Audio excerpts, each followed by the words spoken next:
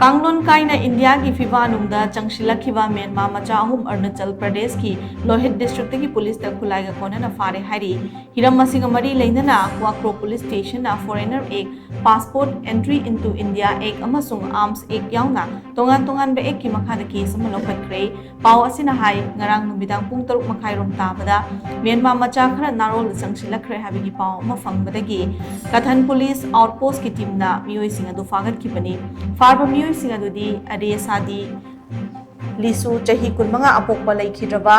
wacheyo lisu akhiyo ha lisu chahi kun ngani thoi apokpa laikhidraba ederem lisu amasong ngawa fata lisu chahi kun apokpa laikhidraba ngawayo lisu kawi makoi ahum Myanmar gi Putau district ki manung chenlaiba sago kholdagini police na makoi digi 5.56 mm gi local made long barrel nongmai ama 7.62 mm gi local made long barrel firearm ama 5.56 mm gi kapayariba maru kunga taru 5.56 mm gi tokning kunga nithoi refill tawraba 7.62 mm gi kapayariba maru taru ahangba cartridge ama itel S23 plus android mobile phone ama Chinese currency da yon tara amadi Indian currency da lupa lising ama fagat pangamlay hari